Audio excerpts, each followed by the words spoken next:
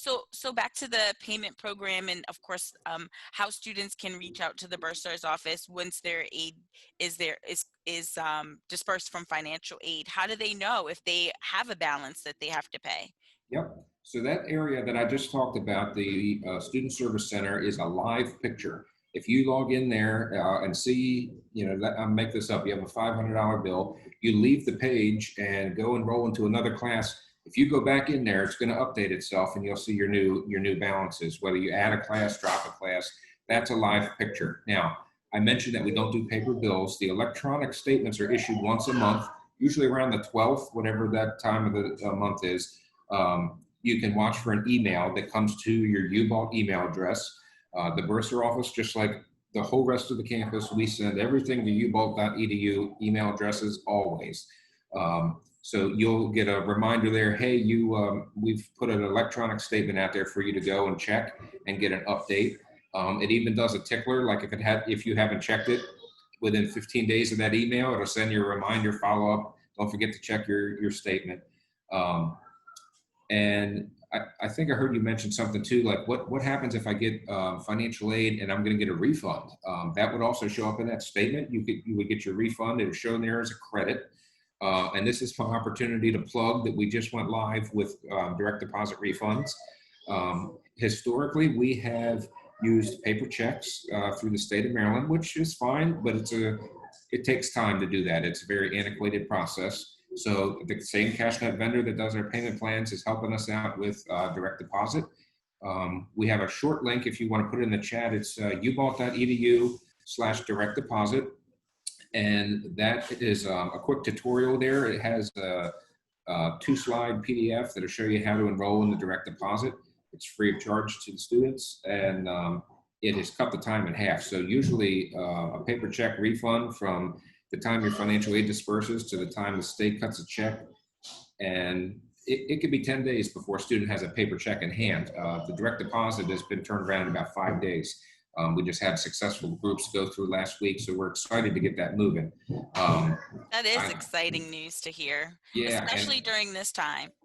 Absolutely. Get the money to you guys faster, and not have to worry about troubles with the post office or it's undeliverable and they can't find your address. We got to find the check. I mean, there's just so many things that are wrong with that process that we really think that direct deposit is the way to go. And so you have complete control of where you want that money to go. As long as it's a U.S. account, you can do checking or savings.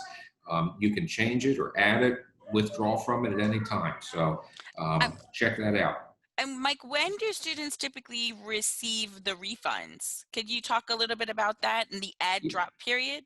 Yeah, so add drop period, you put me on the spot. I don't know, but it's usually that first full week of September is usually the add drop period for the full 15-week semester. And so about the week after that is when financial aid would disperse. And so, we're pretty quick about getting them out. We have to stay within compliance with Department of Education, which says from disbursement to the student's hands is 14 days. So you're looking at mid-September for a disbursement on the 15-week session. And that's pending if you've got all your financial aid documents submitted appropriately to our Office of Financial Aid, correct? That's correct. So okay. if you owe them information like a master promissory note or something, some tax documents, you want to make sure you're on top of getting all that stuff turned in so that you're right on top of that first disbursement in early mid-September. Great. Thank you for that. Thank you. Yeah. Yes. So many students ask this question, and I know that I love getting the response from your office and sharing it with them. Books, what if I don't, I know that I'm going to get financial aid, or I'm hoping it hasn't shown up in my account fully yet. I see it, but we don't get the disbursement. But, due to COVID, financial situations are pretty tough. So a lot of people aren't able to work and pay for their books right out of pocket. What are some other alternatives that we offer that can help students with covering the cost of books right now? Absolutely. So we do have a mechanism which would allow you to use the excess financial aid that you plan to receive. That is, after your bill is paid, that you're expecting a $1,000 refund, but you want to use that right now so that you can purchase your textbooks. There's another short link here. It's ubalt.edu/bookstore, and we partnered with Barnes & Noble in 2 fashions. One is called MBS Direct, and MBS is the online textbook materials for the university. That interfaces directly to your student account in the MyUB Student Service Center. It recognizes the courses that you're in and tells you right away, there's the book that I need for accounting or whatever the course may be. If you visit the ubal.edu/bookstore, there is a link there which will allow you to request up to $800 to use towards the cost of those textbooks. And so the website is very much like Amazon, if you will. It has a shopping cart, and when you go to check out, one of the payment types is my book credits. And so that is where you would do it. So this is what the process would look like. I'm going to go to the /bookstore website and say, I would like $800 to use at the bookstore. That goes over in a nightly process. So today's Monday. If you did it right now, tomorrow morning, you would get an email from MBS Direct that says, this is your voucher number.